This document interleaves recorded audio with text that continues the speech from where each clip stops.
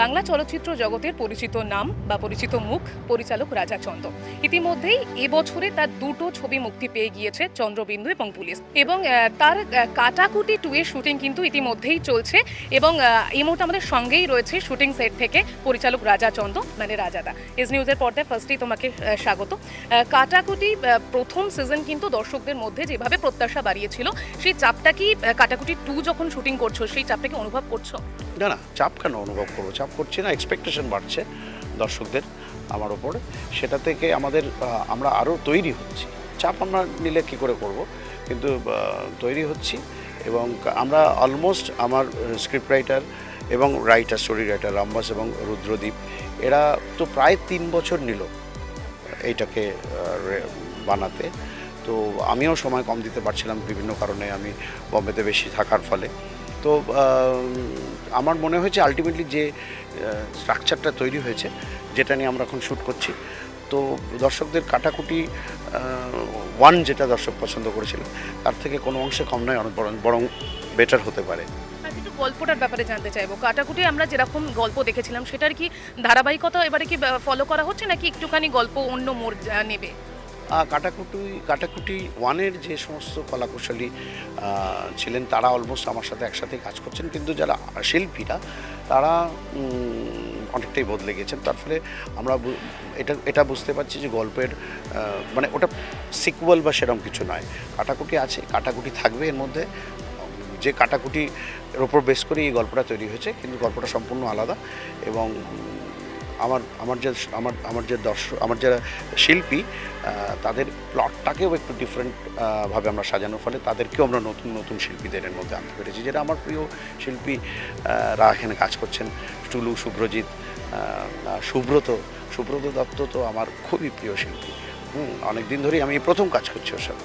আমার ডিওপি অনির নতুন, অর্থাৎ আমার সঙ্গে তাই সে নতুন কাজ করছে। সো এটা একটা আলাদাই মজার এক্সপিরিয়েন্স বলা যায়। তুমি কাস্টিংয়ের কথা বললে, এবারে যেহেতু কাস্টিং আমরা মানে শুটিং ফ্লোরে এসেও যেটা দেখতে পাচ্ছি, বেশ কিছু নতুন মুখও দেখা যাচ্ছে।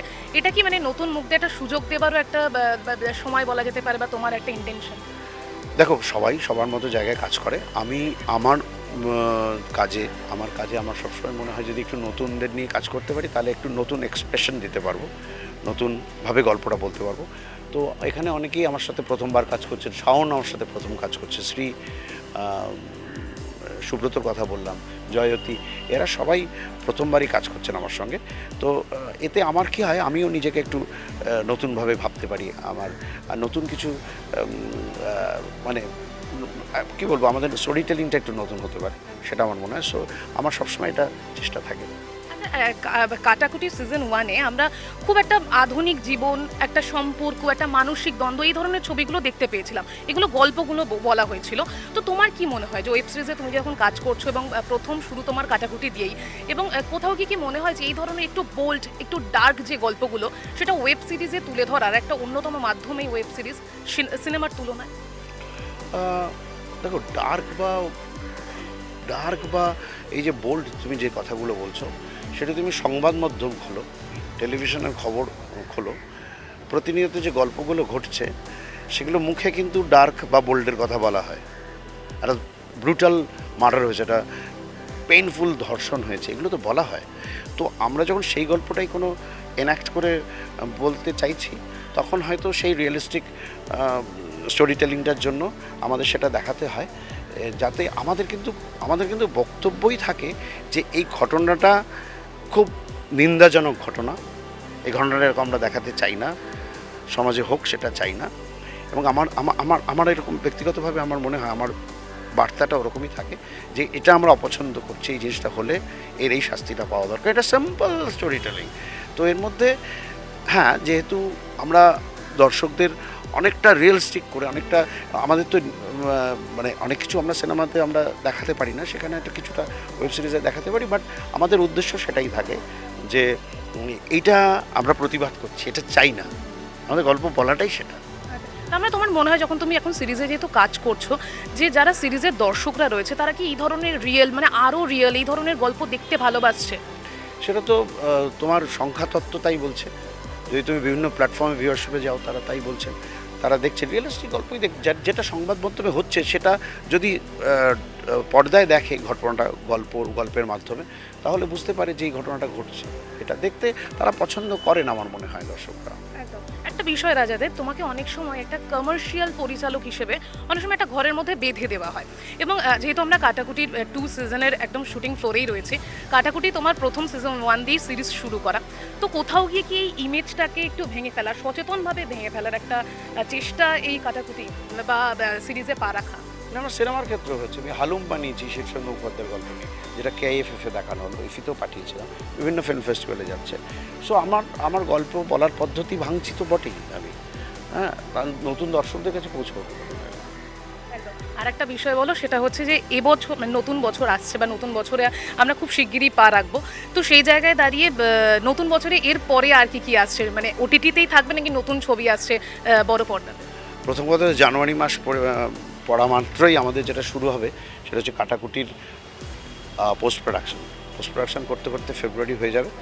তারপরে আমাদের অন্যান্য যে প্রজেক্টসগুলো আছে সেগুলোতে হাত দিতে হবে, কিন্তু 7 দিনের একটা ছুটি কাটাবো, এটুকু বলতে পারি। আচ্ছা, তারপর বড় পর্দার এখনো পর্যন্ত কোনো রকম প্ল্যান? বড় পর্দায় আসছে হালুম, এপ্রিলে আমরা রিলিজ করব, তারপর নতুন ছবি শুরু করব মে মাসে। কাটাকুটি 1 পছন্দ করেছিলেন, আমরা ভরসা দিতে পারি আপনাদের। কাটাকুটি 2 আপনাদের ভালো লাগবে। কাটাকুটি 2-তে নতুন শিল্পী যারা কাটাকুটি 1-এ ছিল, তাদের থেকে বদলে গিয়ে অনেকগুলো নতুন মুখ এসছে, এবং গল্পটাও নতুন, টান দেখুন, ভালো লাগবে।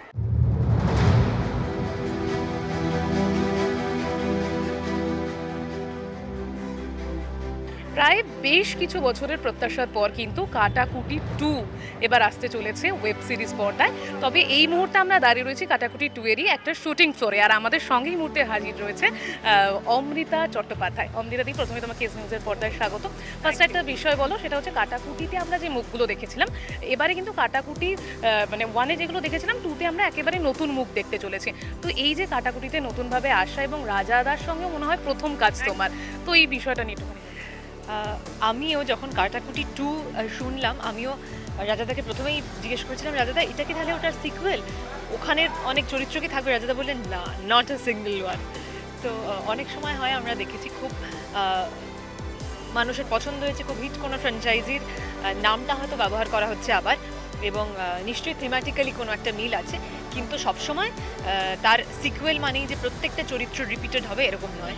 তো এক্ষেত্রেও তাই, রাজাদার কাজ আমরা এত বছর ধরে দেখে আসছি, আমি এত বছর ধরে দেখে আসছি, এবং খুবই পছন্দের একজন পরিচালক, এবং রাজাদা হালে সাহিত্য নির্ভর একটা দারুণ কাজও করেছেন হালু। তো সুতরাং অনেক রকমের বিষয়বস্তু নিয়ে রাজাদা পরিচালনা করেন। তো থ্রিলার যেহেতু মানুষের এত পছন্দ হচ্ছে, এটা একটা খুব গভীর সাইকোলজিক্যাল থ্রিলার, এবং আমার চরিত্রটা তোমাদের চরিত্র, আমি একজন এন্টারটেনমেন্ট জার্নালিস্টের চরিত্রে অভিনয় করছি। তো সব মিলিয়ে একটা খুব টান উত্তেজনাময় স্ক্রিপ্ট। একটা বিষয় বলো, যে এই চরিত্রটা করতে গিয়ে কোনো চ্যালেঞ্জেস ফিল হচ্ছে কি? কারণ তুমি ওয়েব সিরিজ বহুদিন ধরে করছো, তবে প্রত্যেকটা চরিত্র তো তোমাদের কাছে একদম নতুন হয়ে ওঠে, তো এই চরিত্রটা করতে গিয়ে কি ফিল করছো? এই চরিত্রটা করতে গিয়ে আমার রাজাদাকে জিজ্ঞেস করার ইচ্ছে ছিল যে তোমার রেফারেন্স পয়েন্টটা কে, কোন সাংবাদিকের আদলে এটা তৈরি। কিন্তু মজার ব্যাপার হচ্ছে, এই সাংবাদিক আবার সে নিজের কাজ যতটা না করে, তার থেকে বেশি সে কোনো একটা মানে অন্য ক্রাইম সংক্রান্ত বিষয়ে নিয়ে সে বেশি ব্যস্ত। তারও ব্যক্তিগত জীবনে একটা ক্রাইসিস আছে, এবং সেই সব মিলিয়ে আর কি, মানে হয় না যে আমরা কোনো সময় নিজেদের কাজের জায়গায় ফাঁকি দিয়ে অন্য একটা কাজ করতে বেশি আগ্রহী, বা অন্য একটা কিছু খুঁজতে বেশি আগ্রহী, হয়তো নিজের কাজের জায়গাটা হ্যাম্পার হচ্ছে, বসের থেকে ঝাড় খাচ্ছি, এরকম হচ্ছে আর কি। কিন্তু এ খুব ইন্টেলিজেন্ট একটা চরিত্র, এবং অনেকগুলো বিষয় আছে। সবসময় কি আমরা স্ক্রিপ্টটা পড়ে অনেকটা বোঝা যায়, অনেকটা বুঝতে পারি পরিচালকের সঙ্গে আলোচনা করে, কিন্তু অন ফ্লোরে গিয়ে হয়তো এরকম অনেক সময় মনে হয়েছে যে একটা হয়তো ডায়লগ আমি যেভাবে রিহার্স করেছি, হয়তো ফ্লোরে গিয়ে 2-3টে রিহার্সালের পর মনে হয়েছে যে সেটা আরেকটা অন্যরকমভাবে বললে হয়তো সেটার মানেটা আরও বেশি বোঝা যায়। তো আমার মনে হয় অন ফ্লোর হাতে কলমে আরও অনেক বেশি আমাদের চরিত্রগুলো বেরিয়ে আসে। বিষয়ে বলো, সেটা হচ্ছে যে আমরা যে কোনো সিনেমা বলি, বাংলা ইন্ডাস্ট্রিতে যে কোনো কাজের ক্ষেত্রে আমরা একটা দেখতে পাই যে নারী কেন্দ্রিক চরিত্র, না হলে ভিকটিম করা হয় নারী কেন্দ্র কোনো নারীর চরিত্রকে। তবে এবারে কি মনে হচ্ছে যে এই সিরিজে তোমার চরিত্রটা একটু সেই খোলসটাকে একদম বাদ দিয়ে অন্যরকম কিছু প্রেজেন্ট করতে পারে? হ্যাঁ হ্যাঁ, ডেফিনেটলি। ইনফ্যাক্ট মানে to the contrary to what you said, এখানে একজন পুরুষ ভিকটিম এবং সেই ভিকটিমের অনেক সময় হয় না যে মানে কারুর কোনো জীবনে কোনো ট্রমা থাকলে সেই ট্রমাটা পরবর্তীকালে অন্যভাবে ম্যানিফেস্টেড হয় তার কাজের ক্ষেত্রে বা তার ব্যক্তিগত যাপনের ক্ষেত্রে। তো সেটা এখানের একটি মুখ্য চরিত্রের মধ্যে আমরা দেখতে পাবো। তো সুতরাং হ্যাঁ, মানে নট দ্য টিপিক্যাল ছাঁচ যেটা হয়তো অনেক কাজে আমরা দেখে অভ্যস্ত হয়েছি, সেটা না। সেটা থেকে বেরিয়ে চরিত্রগুলোর নানা রকম ডাইমেনশন রয়েছে। বেশি বলা যাবে না, তাহলে দর্শকদের জন্য কোনো সারপ্রাইজই থাকবে না। আর আমি আমার যেটা মনে হয় যে তোমার বেশ কিছু চরিত্র আমরা দেখতে পেয়েছি যে খুব সিরিয়াস একটু চরিত্র। তুমি ব্যক্তিগত জীবনেও কিন্তু বেশ সোশ্যাল মিডিয়াতেও সিরিয়াসই থাকো, মানে একটু নিজেকে রেস্ট্রিক্ট করে রাখা পছন্দ করো। তো নতুন বছরের কি রেজলিউশন সেরকমই থাকবে, মানে একটু রেস্ট্রিক্টেড, বা সোশ্যাল মিডিয়াতে কোনো রকম বাজে কিছু ঘটলে সেখানে মুখ খোলা, বা একটু নিজেকে কোথাও কি আটকে রাখা এরকম? না, সেটা তো যদি হয়েই এসে থাকে তাহলে তো রেজলিউশন হওয়া উচিত তার উল্টোটা করা, যে খুব ভুলভাল রিল বানাবো, খুব উইয়ার্ড জিনিসপত্র করব, এমন সব চরিত্রে অভিনয় করব যেখানে আগে করিনি, যেখানে অনেক রকম মানে ছিটিয়ালপনা করার, পাগলামো করার সুযোগ থাকবে। তো আমি আশা করছি নতুন বছরে এই যে তুমি বললে সিরিয়াস চরিত্র, সো কল সিরিয়াস চরিত্রের বাইরেও আমার কাছে নানা রকম চরিত্র আসবে, যেখানে আমি নানা রকম অন্যান্য বিষয়ে জিনিসপত্র মানে করার সুযোগ পাবো অভিনেতা হিসেবে। মোরকে অভিনেত্রী বা অভিনেতাদের মুড়ে ফেলা হয়, সেটা একটা ভাঙার একটা রেজলিউশন রয়েছে। নিশ্চয়ই, মানে আমি আমার ভাবতে অসুবিধে কি, আমি ভাবি এবং দেখি সেই অনুযায়ী পরিচালক লেখকরা ভাবেন কিনা।